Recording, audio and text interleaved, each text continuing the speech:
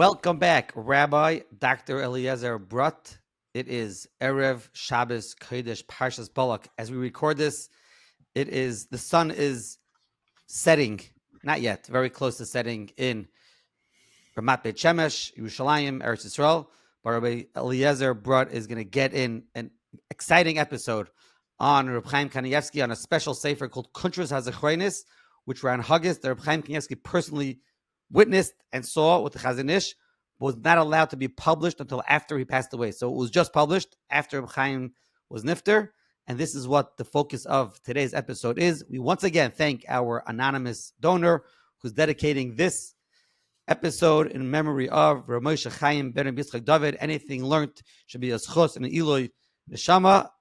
Rabbi Brut, take it away. Before you take it away, of course, please reach out to us, questions, comments, to myself at shweidm@ou.org, eliezerbrut@gmail.com. Sponsorship opportunities are available. Check out Rabbi Brut's other content to be found at eliezerbrut.com. Actually, the information about it is available on his website. He's a very cool guy. He has his own website with his name, eliezerbrut@eliezerbrut.com. eliezerbrut.com. You'll see all about him, where he went to elementary school, how he spends his day. Fascinating information. Rabbi Brut, take it away. Okay, so basically way back in the beginning of season 1, episode 1, when we started talking about Reb Chaim Kanievsky, right after his Ptira, we mentioned as follows, that he was influenced by at least 4 great people, one of them being his father, one the Chazon Ish, one the Vilna Gaon, and one the Chafetz Chaim. And throughout the different seasons already, we've discussed time and time again his relationship and the influence these different Gedolim had on him. It keeps on coming up, etc., etc. So now, today, the focus is going to be on to in-depth look at his relationship with the Chazon Ish, but specifically his involvement in preserving the Torah Sheba'al Peh of the Chazon Ish. Now, we already mentioned way back, for example, if you look at the Sefer Derech Emunah, it's full of Chazon Ish, brought down Halacha L'Maisa. It's very hard to learn a piece of Chazon Ish. Reb Chaim Kanievsky makes it that we could understand it. What's the bottom line, so to speak? Sefer Shana Halachas, we Maaseh Barichos. What does he do? He gives you the Shittas of the Mishnah Berurah and the Chazon Ish, the bottom lines, the achros that come out from these farm. L'maisa already in one of the last volumes of the Derech Emunah, he starts publishing tshuvas of the Chazon Ish that he got from different places, and there's a nice amount of literature over there that he was involved with publishing. Okay, but these are Torah of the Chazon Ish that he was involved in preserving, that was written. What about things that oral traditions? A lot of times, Gedolim, there's things that Talmidim heard from him and stuff like, or even Reb Chaim Kanievsky himself, what he heard from him. Discussions about that. What's the story with that? So that's what I would like to focus on today. So for a background is as follows. The Chazon Ish is nifter in 1953. He was part of a very big family, a bunch of brothers and sisters. Some of them die in the Holocaust, and some of them make it to Eretz Yisrael. Now, he was close with the various siblings of his and their children also. The Chazon Ish did not have children, but various nephews of his had a close relationship with their uncle, the Chazon Ish. The Chazon Ish, his sister was Pesha. She's the mother of Reb Chaim Kanievsky. She's a sister of the Chazon Ish. And the Rabbanit Pesha, who's the mother of Reb Chaim Kanievsky, is the sister of the Chazon Ish. Chaim Kanievsky is born in 1928. When they get to Eretz Yisrael, basically they pretty much live with the Chazon Ish. This sister of his basically takes care of the Chazon Ish a lot. She deals with a lot of different things for the Chazon Ish. And that's one nephew. Another nephew, Reb Nissen Karelitz, he's born a little before Reb Chaim Kanievsky. His mother was also a sister of the Chazon Ish. Then there was Reb Shmuel Greineman. Reb Shmuel Greineman, was very close to the Chazon Ish, and his children also were very close to the Chazon Ish, notably Reb Chaim Greineman, who was born in 1926, and another son, Reb Meir Greineman, also knew the Chazon Ish, and was also into his uncle. So all these nephews and many more were all into the Torah of the Chazon Ish. Now, not only to learning the Sefer of the Chazon Ish and learning with him, but also watching everything he did. So there's tons of different zichronos of mamish, like he was always being watched, and people spent a lot of time with him. Eventually, there was something known as the Chazon Ish, which is a bunch of different talmidim, 30, 40 different people had different times. They went into him to speak to him, not only nephews. And these people, this is how besides for his etzem Torah, that the Torah Shabiksav of the Chazon Ish is also what's called the Torah Shabal Peh of the Chazon Ish. That's what gets out. There were all different ways how this was preserved, starting with books about him. Already way back is the 5-volume set, Paradar, and other volumes of literature. There's the Archas Rabbeinu, also someone who's able to have a close relationship with both the Chazon Ish and the Stipler. And in there, he preserves many different things he watched, saw by the Chazon Ish, things that he spoke to him about. And this is what becomes known as Minhagim Svarim, the Hanhagos of the Chazon Ish. That's how it gets out there. But not everything was published, as we'll see. So, and eventually, there's Lamashal, the Maaseh Ish. So, I already mentioned a few times, it's a valuable tool of information about the Chazon Ish, which was published way afterwards. But what did they do? They reached out to all the different people, I guess you could call them the Chuga Chazon Ish, that stuff that was written, wasn't written, and they get this materials and they publish it with all different stories, all different types of things. First is 1 volume, eventually it ends up being 7 volumes, and recently, last year, I believe it was redone, reorganized. Okay. So there's a lot of different things out there, shmuas, Pesakim, stories about the Chazon Ish from all different types of people. Fine. So now, my focus today more is about what Reb Chaim Kanievsky in this story is. And that's as follows. Already in 1973, we mentioned Pesha, the mother of Reb Chaim Kanievsky. So she was very close. She watched her brother. She took care of a lot of different things. So she had told her son, Reb Chaim Kanievsky, different things that she saw by the Chazon Ish, and he had written this stuff down. In 1973, he collects it. Now, eventually it gets published with his father's encouragement in the back of Talmud Ekra. Something like over 40 different Hanhagos, halachas that she saw from the Chazon Ish. But now he also started to himself, with the encouragement of his father, to start collecting things that he remembered in the time that he spent from as a little kid in the company of the Chazon Ish, as much as he could. And basically, he kept on adding to this material. Okay. Now, but before we get to what he did with this, many different works came out relating to the Chazon Ish, besides what I just listed. For example, there's a shul today it's known as the Lederman Shul. So this shul was established shortly after the Chazon Ish was nifter, and this goes up all the Hanhagos and the Minhagim of the Chazon Ish.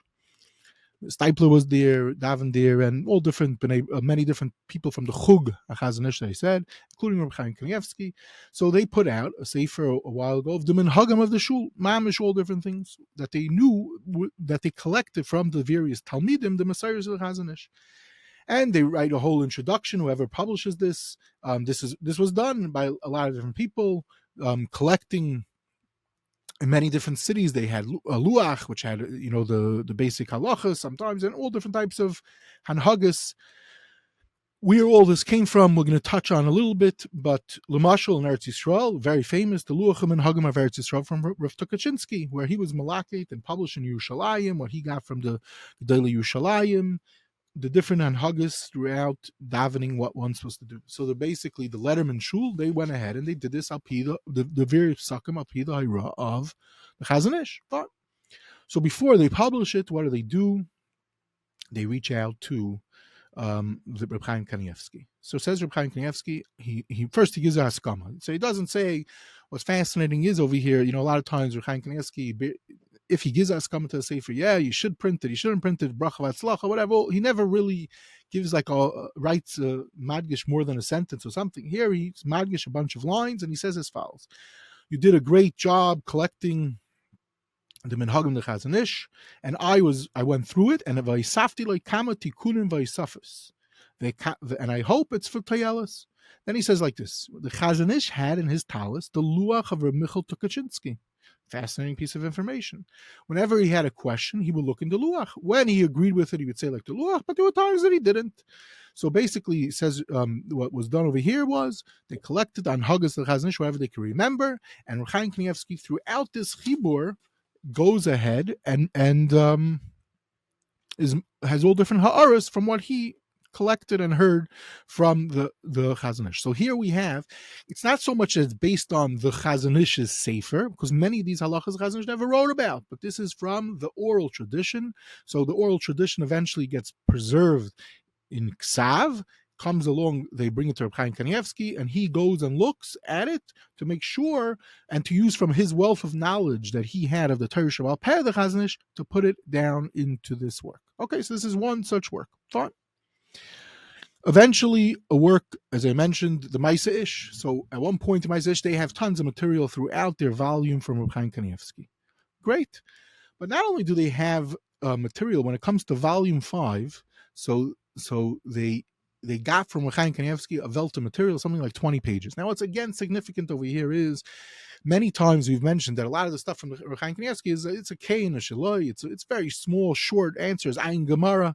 In these pages, he talks. It's mamish few sentences and stuff like that. And he says fascinating things. It's something kedai to look at, something like 20, 30 pages about the Chazon Ish that he brings down, that he witnessed. So I just wanted to quote just two things from here, if I could find it. Hold on one second. Yeah. One time, and this gives also, there's a cute story with Reb Chaim Kanievsky also, is one time he's on the bus going from Petach Tikva to Bnei Brak. And he got off later than he intended to on the bus. So the Reb Chaim Kanievsky asked the Chazon Ish if he has to pay more because he was on the bus longer than intended. So the Chazon Ish answers, why is the driver have to suffer because you forgot? Okay, a cute thing from the Chazon Ish. You get to see his humor. You get to see Reb Chaim Kanievsky obviously was shakua and learning, and he missed his stop. Now, here he brings at the end, and this will give us a sense of something which will hopefully bring out in the shiurim over here, is as follows. Rabbi Ephraim Berdezansky, a Mordek Yid, which is worthy of his own episode, said, if I go in to speak to the Chazon Ish, we lose a piece of the Chazon Ish. What does that mean? Because at that time, he could have written or worked on more of the Chazon Ish, sort of like I'm wasting his time.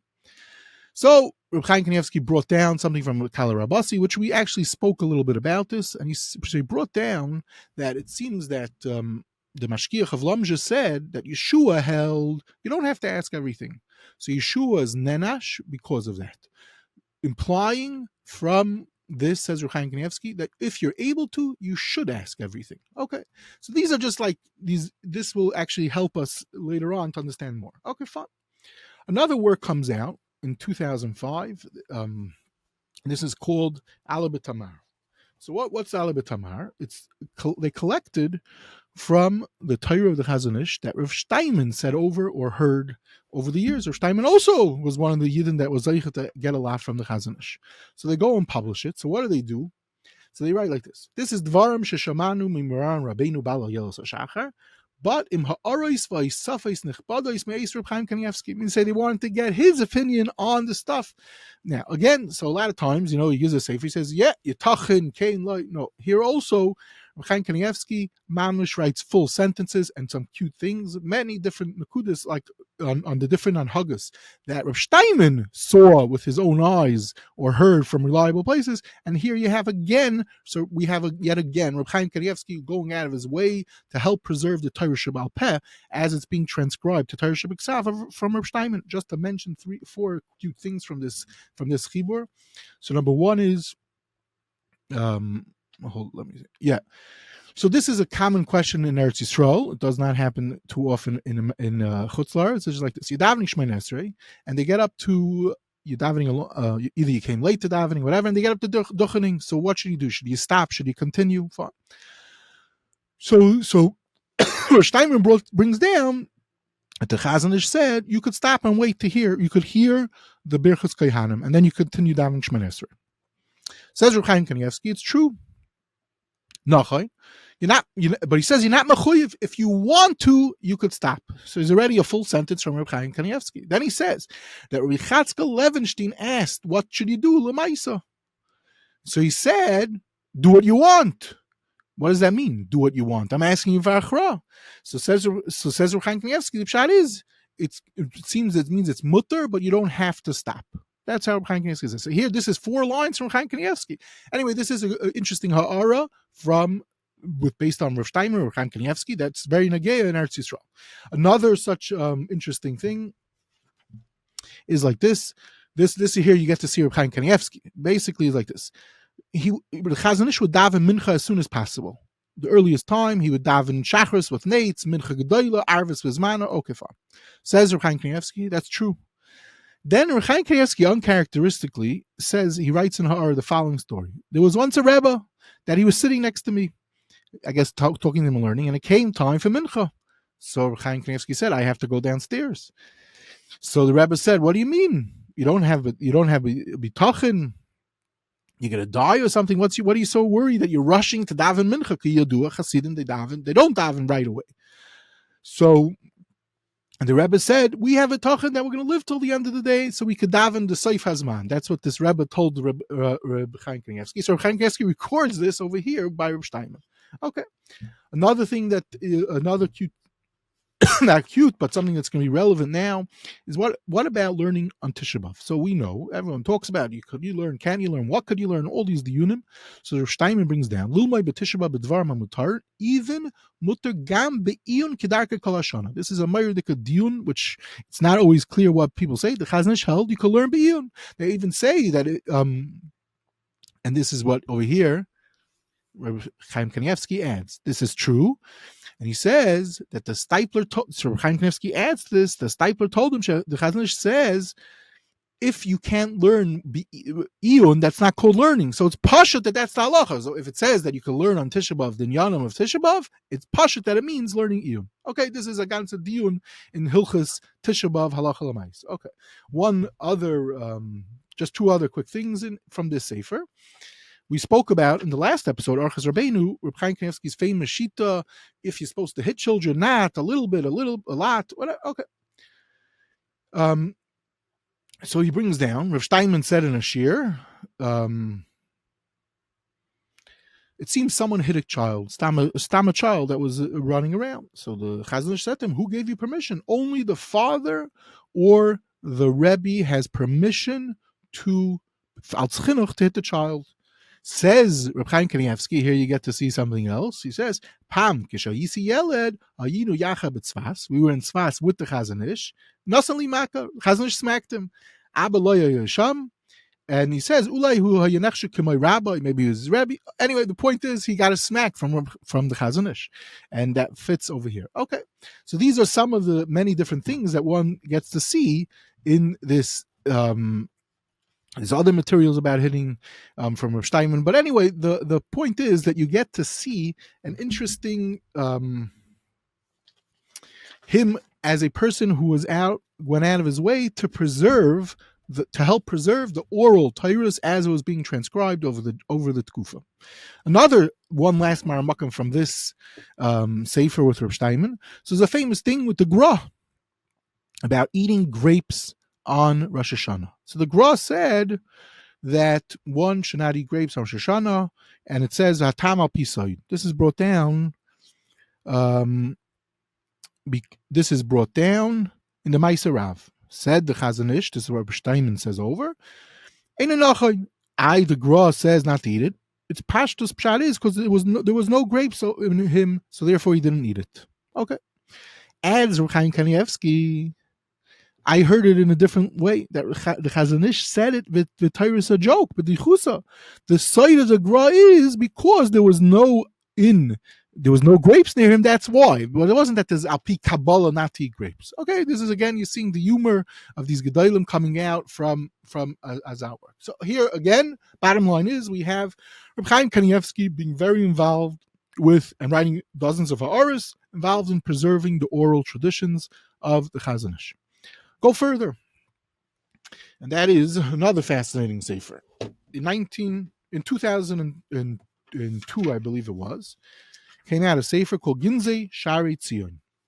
And right away on the cover, they wanted people to buy it, and this attracts people even already over 20 years ago. So they write halachas valichos mimaran hachazon ish umigdolei olam. They knew what sells. So what was this? This is a collection of material from Rabbi Zion Halevi Bramberger. Who was Rabbi Zion Halevi Bramberger? He's born in 1920. In 1956, he becomes the Mashgiach of Panovich, a Yekesh Yid, and he becomes the Mashgiach of Panovich until he dies tragically in his low 60s in 1981.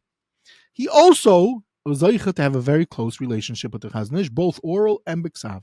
So the family decided in 2002 it's time to release these Pesakim that they have in all different areas from him. So what do?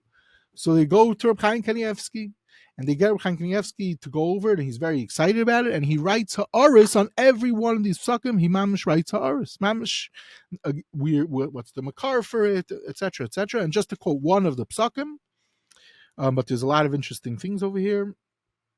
One of the Pesakim was... Hold on. Yeah, this is a common question, which eventually we'll see a little bit more about it.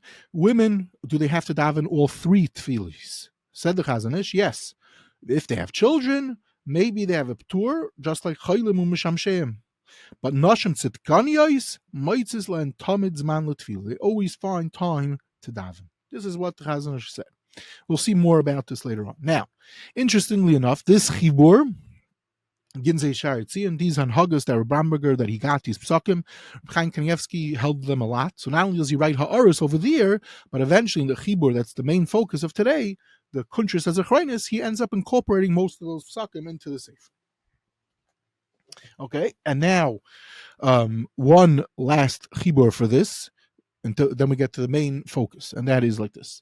There's a chibur put out called Derech from Rabbi Tieger, which we interviewed him. He was zeicha to have a very close relationship with the Reb Chaim Kanievsky. So he wrote a sefer called Derech. What he does is he collects and puts in a whole Mishnah Brura, Bir Halacha type style sefer the different aspects of Mahalach Halimud of the Chazon Ish. He's zeicha, Rabbi Tieger, he gives it to the Reb Chaim Kanievsky, who writes Aros on the ganze sefer, all different things about it, adding in some other Messiah. So again, we have Reb Chaim Kanievsky acting as a person who went out of his way to be involved with the preservation of the Torah Shebal Peh of the Chazon Ish and writing it down. Okay, so I'm kind of fine, very nice. But it turns out there's much more to the story.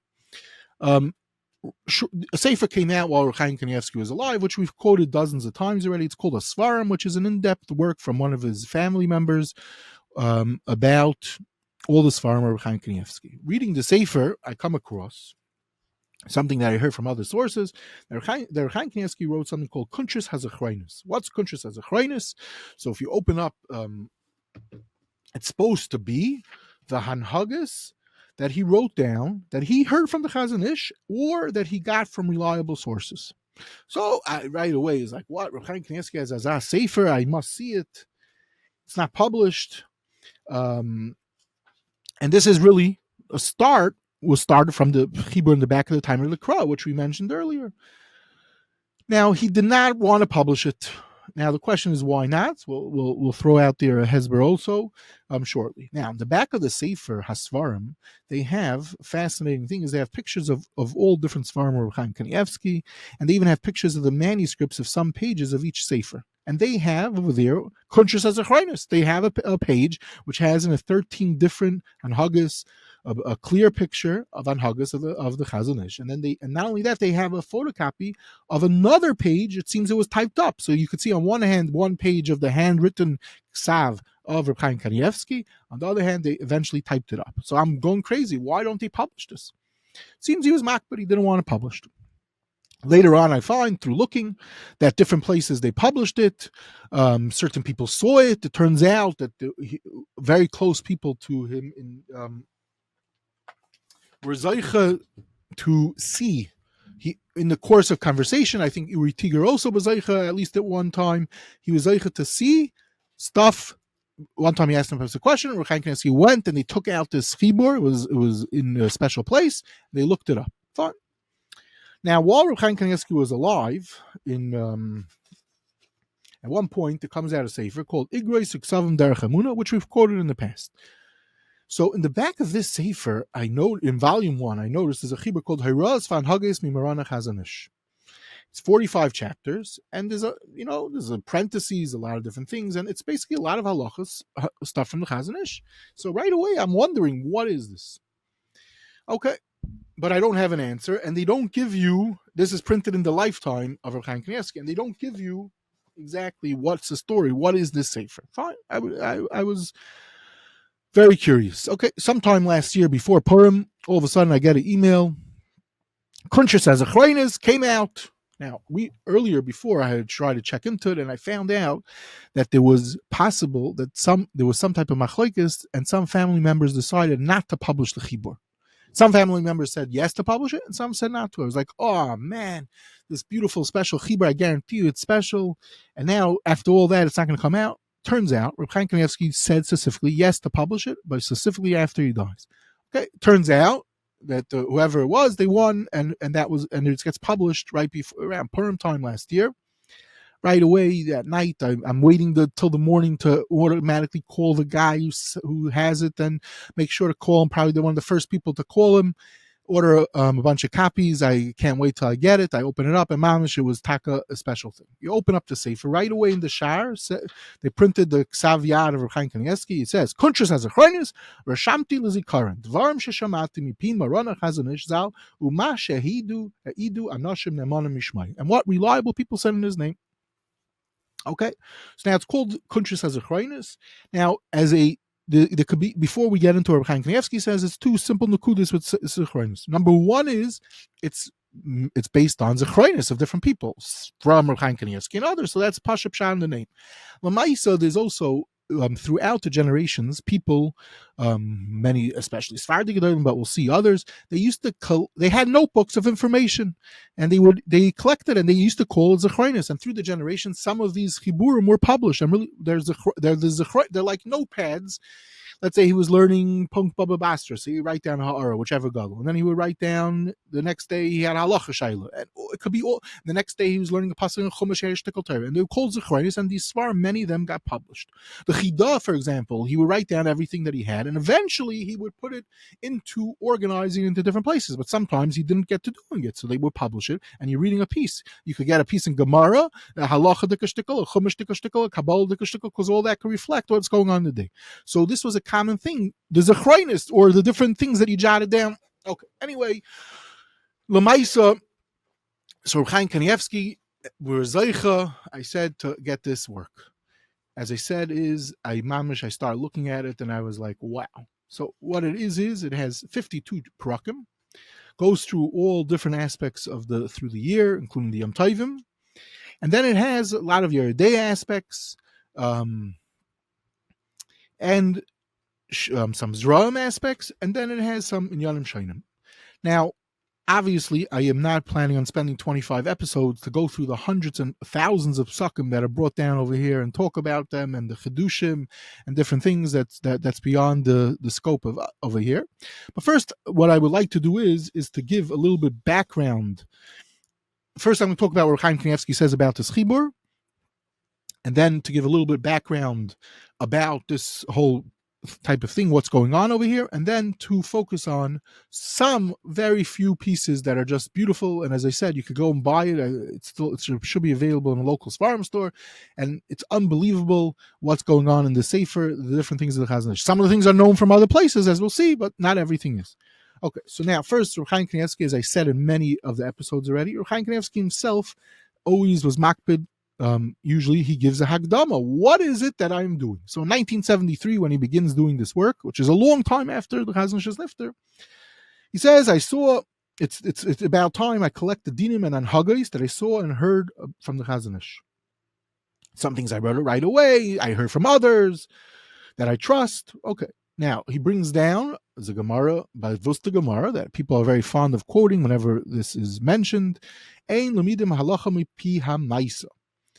And there's a Yerushalmi about this. But basically, just because you see someone doing something, you don't know the whole reason behind it. So maybe the Chazon Ish was doing something, but there's much more to the story. You have to speak to him. Who said you could go and paskin based on what you see? So you have to be a tremendous Talmud Chacham, says Rav Chaim Kanievsky, a lot of times to understand what it is, this act that you see the Chazon Ish doing. He says not only that, sometimes he had many tamim. And he would say one reason to one guy who asked him the same question, and another reason to another guy. And there could be many times many sifim. Sometimes he didn't want to answer why he's doing something when people asked him. All this Reb Chaim Kanievsky outlines over here, and there's a lot to say about all these different pratim. The Kitzer, so they brought down, he went ahead, and he brings down, of course, he uses these words. It's ha'ara, derech mazamatan. Certain things were not halacha l'mais even. Some things he was just for himself, not for others. Sometimes they were chumras for himself. The Kitzer, Reb Chaim Kanievsky says, I'm bringing them down for myself. Even certain things that are very pashut. It could be open Shulchan Aruch, but I saw it and I remember that he was nodding like this. Okay.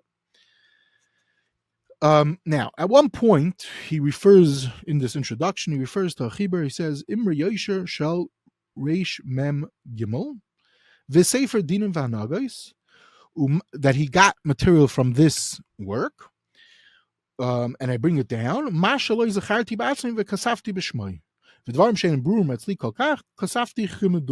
Sometimes he didn't understand, but he knew a reliable person said it, so he would bring it down, and he says a lot of times you see the words kibaduma. Okay, now what's going on? What's this Imre Yosher and what's this Reish Mem Gimel Rashi Tevis? Answer is, as I mentioned all the way in the outset, there was a lot of people, a lot of nephews, and they were all active in preserving the Torah Shebal Peh of the Chazon Ish, not only the Torah Shebiksav. One of them is a Yid still alive, Rav Meir Greineman. Rav Meir Greineman holds himself a Talmud of his great brother, Rav Chaim Greineman. So he has written numerous svarim, and one of them is famous. It's called Dinim Hanhagos of the Chazon Ish. I'm not sure if it even says his name in the shar. Hold on, let me just check. Does it say his name? Yeah, it does. It says it came out through him. Okay. Now, so Rameir Greineman also, he collected different things that he saw or heard from reliable places and stuff that he took from the Chazon Ish, bringing it down halacha l'maisa. So here you have yet another sefer that's preserving both Torah Shebiksav, Torah Shebal Peh, the Chazon Ish. So Chaim Kanievsky says, I'm using that. But then he says, so Dina Van Haggas, you could go buy in this farm store. But then there's something else. And he refers to it as what? Pinkas Beis. And you'll see throughout this Kuntres, they're very makbid not to be mashana one ois from what Rav Chaim Kanievsky said. Even if he repeats himself, they'll repeat it and they'll write in the hara. Lamaisa says it earlier, but we don't want to touch anything. They say they're trying to show you how careful they're being medactic and bringing over what Rav Chaim Kanievsky wrote. Bottom line is that he quotes a chibur many times, Pinkas Beis, and who was this written by? Rameir Greineman. So I'm desperate to see this, but I have not seen it. This chibur from Rameir Greineman about the Chazon Ish Hanhagos that are not found in his chibur Dinim Hanhagos, which Chaim Kanievsky did see, but he does not bring it down because Rameir Greineman did not want him to bring it down. Anyway, then he says this is where he's in 1973, but then in 2002 he added much more to the chibur from what he got from other places, and then he brings you a long list of different people, which I call the Chug Chazon Ish and others. That all these people, the Rav Chaim Kanievsky held, they're reliable, and he brings down different things from them. But Mashal, he's not going to take and cut and paste the whole Archas Rabbeinu. He brings certain things. Fine. I'm just going to focus on one or two things from there, and then we'll move on. Number one is he quotes the Seed Reb Zorach Schapira a bunch of times, and throughout the Kuntres HaZichronos, he quotes the Reb Zorach Schapira a bunch of times. Who is this Reb Zorach Schapira? So Lamaisa, many years ago, a kavitz of a collection of his Torah and his letters and his connection with the Chazon Ish was published by his family. He dies in, I think, 2008. And basically, he was a Yid who lived in Monsey. And this Yid who, sometimes as a Yid, all of a sudden out of the blue, you find out that he was living in Monsey, had a crazy close kesher with the Chazon Ish. But so close, that Rav Chaim Kanievsky quotes him Keseder and beautiful stuff from him. So now Yeshurun went ahead and they got permission from the family to put out some of the material, but not all the material. But there's a velt of Hanhagos, letters with the Chazon Ish. But he wasn't only with the Chazon Ish. He was, I'm just going to mention two things. He had to do with the Brisker Rav and Brisk.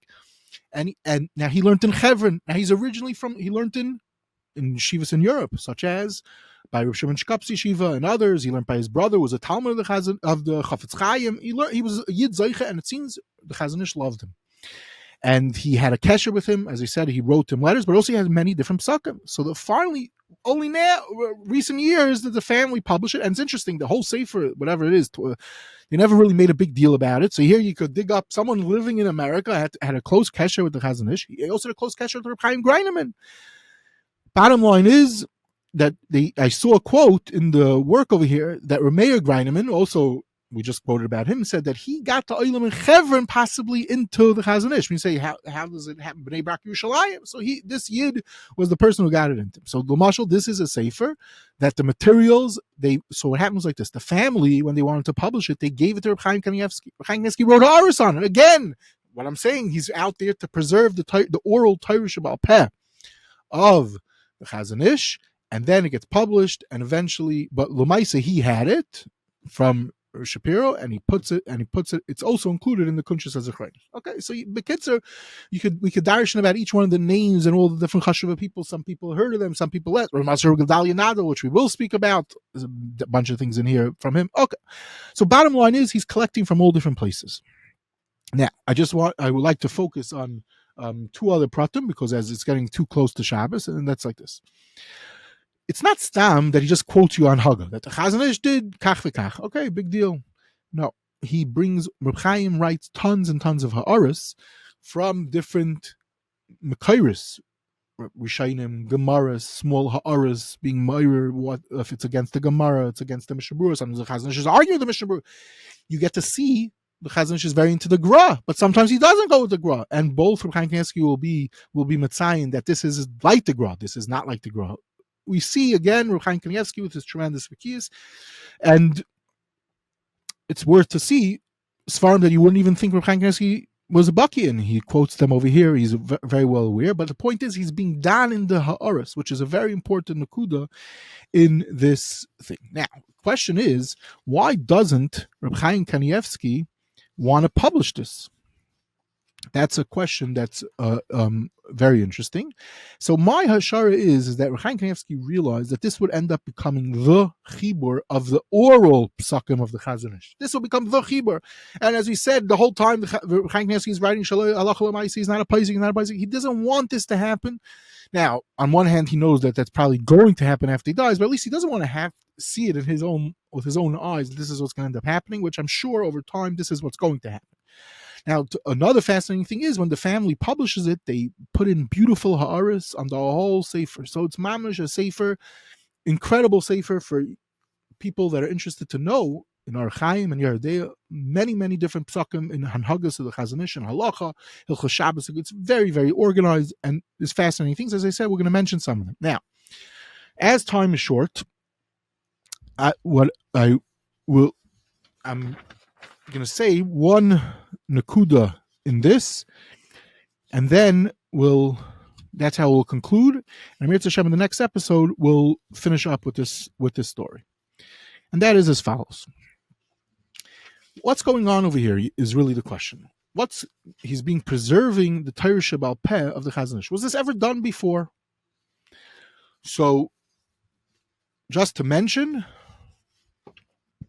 this definitely was done before. What does it mean it was done before? Already for centuries, there were people that transcribed Hanhagos of the Rabbeim. Now, sometimes you don't realize that that's what the Chibur actually is, and sometimes you do. And we're going to put this into the story. So, before I trace, in Meir Hashem, next episode, I'm going to trace it back, but here I just would like to conclude with one nakuda. There's a sefer. Any Yid who learns Shulchan Aruch, you see this come across many times, it's known as the Maharil. Maharil, the Minhagim, the Sefer Minhagim of the Maharil. The Maharil was born in 1316 and he dies in 1427. He was a Talmud of the great Yid Rebbe Avram Kleisner. He was, and many different, he was the Rebbe of many different people, including the Trumas Hadeshem, Yaakov Weil, Ramosha Mintz, Rav Yisrael Brunner. Now, one of his Talmidim, who was Zeicha to be Mishamishim for many years, decided to collect all the Minhagim, and it's published many years later. He dies, we said, in 1427, so the first time it's published is in 1556. And then it gets published many different times, in Machzayim, in Tzvarim, and basically, as one of the leading experts of the Maharil's Torah, Dr. Yisrael Mordechai Pella says, Sefer Maharil, who, Misifrei HaYesod Shel HaPsika Ashkenazit, and anyone who learns our Ramah and our Chaim and parts of Yeridei will see how much Ramah relies on this Sefer. Pashat Dvarim Pshutim. The Maaseh Binyamin writes, Kol Minhagei Artzis Ashkenaz is Nisyastu Alpiv. Similarly, the Baal Shar Ephraim, or Ephraim Bar Yaakov HaKohen, Avdezin of Vilna, from that Kufa also says such a thing. Kol Minhagim Ashkenazim Nago Al Piv V'Chach Medoyer Gedolim Muflagim. So he was a big person, and everyone, the Hanhagos, went based on this. But not only in that Kufa, in the 1420s and afterwards, but the Ramah, who's writing Shulchan Aruch from Minhagim Ashkenaz, goes out of his way and quotes it hundreds of times. In Orach Chaim, more than 400 times he quotes it. It's really much more, but that's a rough number. Fine. Now, there's different types of these Minhagim Svarim, and one of them is that the Talmidim had no great plans with this. They wanted to just keep a record of what their Rebbe was noyig for themselves. So in the case of the Maharil, that's what happened. And so Talmud, he learned by the Maharil, and basically he describes all this in his Hagdama, what's going on. And he started collecting everything, and then basically everyone was fascinated by it, and he was asked about it, and he ends up releasing over time a bunch of different manuscripts. So Kitzer, he ends up, what he's doing, his original intention was not to create major waves. It was just he wrote everything he saw, the oral stuff that he saw or heard from the Maharil, and eventually, centuries later, the Ramah, and today we're all based off that. So now, ultimately, we're going to see in Mirz Hashem in the next episode what's going on with Reb Chaim Kanievsky, and we'll discuss more about this, how far back we could trace this, how forward, let's say the Maaseh Rav, the base measure of the Chazon Ish / Reb Chaim Kanievsky, and some Pesakim from the Kuntres HaZichronos. And Mirz Hashem, next time we'll continue with that. Okay. Incredible information. And you mentioned Rav Zorach Schapira. I remember him as a kid growing up. And obviously, I didn't appreciate. I remember hearing things. Maybe it was close to the Chazon Ish. I certainly know his children and grandchildren. So interesting to follow up with them. Oh, wow. Lucky. Yeah, sometimes you get to hear such a person and you don't know, and all of a sudden, I remember when I first found out about him a bunch of years ago, I'm like, what? Is he, whatever? Yeah, amazing. Okay, and looking forward to the next episode. Once again, thank you very much to our anonymous sponsor. And any questions, comments, dedication opportunities, reach out to myself, shwaidem@ou.org, and or Rabbi Dr. Brut at eliezerbrut@gmail.com. And be sure to check out his website, eliezerbrut.com, for more information about all the goings-ons. I probably said that wrong. Everything going on in the world of Rabbi Dr. Eliezer Brut. Have a wonderful Shabbos.